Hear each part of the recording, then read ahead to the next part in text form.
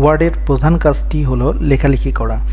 আর লেখালেখি করার জন্য যে কমান্ড গ্রুপটি সবচেয়ে বেশি ব্যবহৃত হয় সেটি হলো ফন্ট কমান্ড গ্রুপ। এখান থেকে আমরা ওয়ার্ডে যে সমস্ত লেখাগুলো টাইপ করি সেই লেখাগুলোর ফন্ট চেঞ্জ করা, ফন্টকে বিভিন্নভাবে ডিজাইন করা এবং ফরম্যাটিং করার কাজটি করে থাকি। ফন্ট প্যানেল কমান্ড গ্রুপটি আমরা এখানে দেখতে পাচ্ছি। প্রথমেই এখান থেকে আমরা যে কোনো ফন্টের জন্য এর বিভিন্ন ফন্ট পরিবর্তন করতে পারি। আমরা যদি কোনো লেখার কোনো টেক্সট বা কোনো অংশের ফন্টকে পরিবর্তন করতে চাই, সেক্ষেত্রে আমরা লেখাটি এখানে সিলেক্ট করে আমরা ফন্টের উপরে ক্লিক করে এখান থেকে বিভিন্ন ফন্টকে আমরা এখান থেকে সিলেক্ট করতে পারি। যেমন এটিতে এখন টাইমস নিউ রোমান রয়েছে, আমি মাইরিয়াদ প্রো ফন্টটি সিলেক্ট করলাম। দেখুন আমাদের সিলেক্ট করা অংশটুকু আমাদের সিলেক্টেড ফন্ট দ্বারা পরিবর্তন হলো। পুনরায় আমরা যদি টাইমস নিউ রোমান সিলেক্ট করি এখান থেকে, তাহলে এই ফন্টটি টাইমস নিউ রোমানে পরিবর্তিত হবে। এভাবে আমরা এই হোম রিবনের ফন্ট কমান্ড গ্রুপ থেকে আমরা টেক্সটের জন্য বিভিন্ন ফন্ট সিলেক্ট করতে পারি। এছাড়া এর পাশেই রয়েছে ফন্ট সাইজের অপশান। এখান থেকে আমরা ফন্টের বিভিন্ন সাইজ নির্ধারণ করতে পারি। ফন্টটি 12, 16, 20 এরকম ইচ্ছে মতো সাইজ আমরা এখান থেকে প্রদান করতে পারি ফন্টের জন্য। এর পাশে যে বাটনটি আমরা দেখতে পাচ্ছি, একটি হলো ফন্ট বাড়ানোর বাটন, গ্রো ফন্ট, অর্থাৎ এটিতে ক্লিক করলে ফন্টটি 2 ঘর বা 2 পয়েন্ট করে এর সাইজ বাড়তে থাকবে। এর পাশে রয়েছে ফন্ট কমানোর বাটন, এটিতে ক্লিক করলে ফন্ট 2 সাইজ করে কমতে থাকবে। এরপরে ফন্ট কমান্ড গ্রুপে যেটি রয়েছে সেটি হলো চেঞ্জ কেস।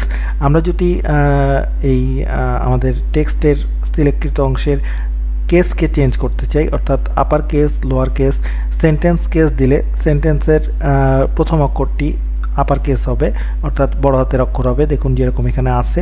এখান থেকে আমরা যদি লোয়ার কেস সিলেক্ট করি, তাহলে সেন্টেন্সের বা সিলেক্টিভ অংশের সবগুলো ওয়ার্ডের প্রথম অক্ষরটি নয়, সবগুলো অক্ষরগুলো লোয়ার কেসে লিখিত হবে। আপার কেস সিলেক্ট করলে সবগুলো অক্ষরটি আপার কেস পরিবর্তিত হবে। এখান থেকে ক্যাপিটালাইজ ইচ ওয়ার্ড যদি দিই, তাহলে আমাদের প্রতিটি শব্দের শুরুর অক্ষরটি ক্যাপিটাল লেটারে লিখিত হবে।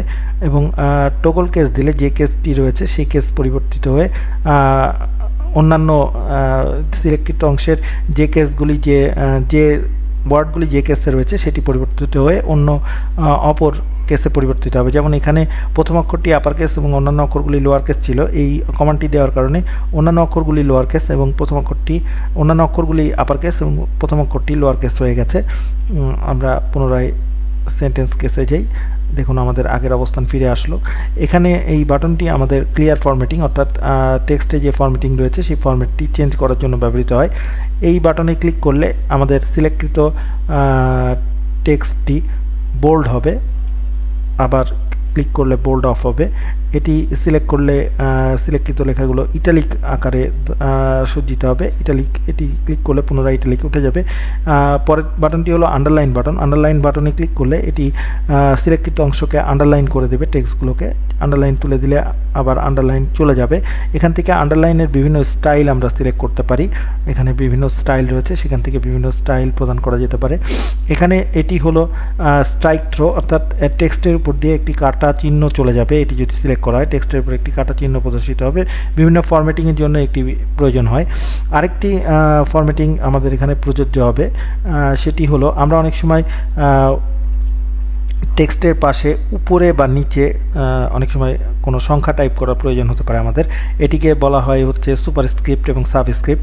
যেমন আমি 1 লেখাটি, এটি ধরা যাক আমি যে টেক্সটটি রয়েছে সেই টেক্সট বা যে লেভেলের টেক্সট লেখা রয়েছে তার নিচের দিকে স্থাপন করব, অর্থাৎ সাবস্ক্রিপ্টে স্থাপন করব।